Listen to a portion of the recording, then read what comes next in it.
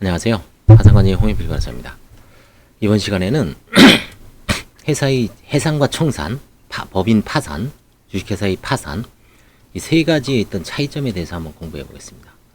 법인 파산이 이미 제가 올려놨기 때문에 이것과 이제 우리가 상법상의 주식회사의 해산과 청산, 이것과 법인 파산을 헷갈리는 분이 있어서 청산이라는 측면에서는 동일하지만 좀 엄밀하게는 차이가 있습니다. 자, 한번 보겠습니다. 주식회사의 해산. 해산은 이제 해체하는 거죠. 없애는 거죠. 회사의 해산은 회사의 법인격의 소멸을 가져오는 법률 요건이다. 주식회사의 이제 해산 사유는 크게 5가지가 있습니다. 존립기간이 만료, 기타 정관에서 정한 사유의 발생, 합병, 파산, 파산도 있죠. 파산도 해산 사유입니다. 그러니까 파산도 해산의 일종이죠. 네 번째, 법원의 명령 판결. 5번째, 분할 합병. 6번째, 주주총회의 특별 결의. 이게 이제 상법 517조에 규정이 되어 있습니다. 그 중에 이제 파산에 대해서는 파산법, 채무자회생 및 파산에 관한 법률에서 규율을 하는 거고, 나머지는 이제 상법상에 규율이 되어 있죠. 주식회사는 이와 같은 해산 사유 발생으로 당연히 해산하고, 해산 등기나 기타의 절차는 요건이 아닙니다. 그래서 파산 선고를 받으면 해산되는 겁니다. 나중에 등기를 하고 이런 건 아닙니다. 주식회사는 해산에 의해서만 소멸하고 그 밖의 사유로 소멸하지 않습니다. 그러니까 파산도 주식회사의 해산에 의한 소멸 사유의 하나로 규정되어 있죠. 그래서 파산도 해산 사유의 하나라는 거, 6가지 사유 중에 하나라는 거를 기억을 해보시기 바랍니다.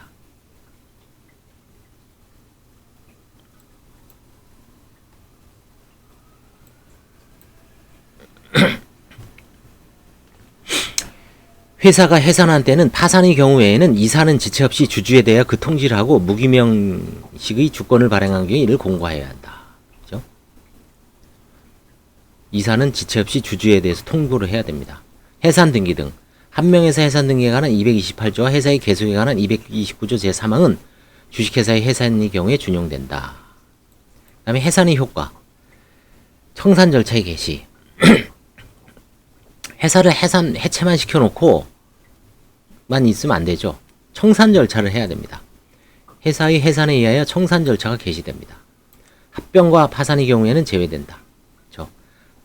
합병은 오히려 새로운 출발이기 때문에 청산은 아니죠. 그 다음에 파산은 청산 절차가 아니라 파산법에 의한 별도의 어떤 규율을 받기 때문에 회사법상의 청산은 아닙니다.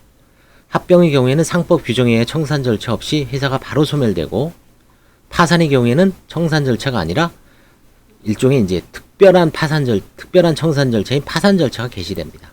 일종의 파산 절차도 청산 절차라고는 하는데 강학상으로 엄밀하게는 회사의 해산의 경우에는 청산 절차, 파산의 경우에는 파산 절차, 이렇게 강학상으로 구별됩니다.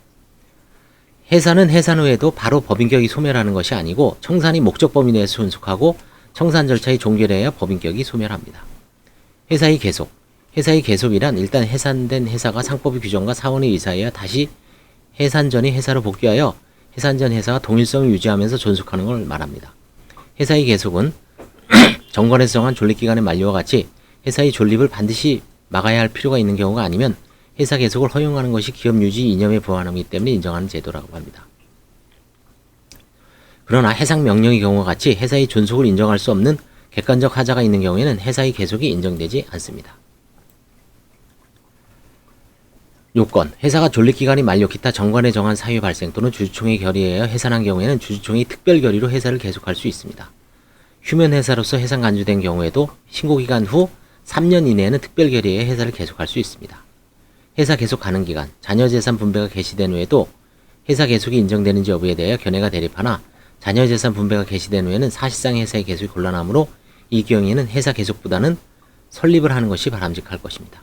효과, 회사 계속으로 회사는 해산 전 상태로 복귀하나 소급적으로 해산의 효과를 배제하는 것은 아닙니다. 즉 해산 후 청산인에 의한 청산사무의 효력에는 영향이 없습니다. 회사의 계속으로 청산이 활동은 종료됩니다. 그래서 오늘 좀 알아보려고 하는 것은 회사의 해산 사유, 그 중에 파산, 그렇죠? 파산. 그래서 해산은 해산 사유가 발생하면 청산 절차가 개시되고 파산은 파산 절차가 개시됩니다.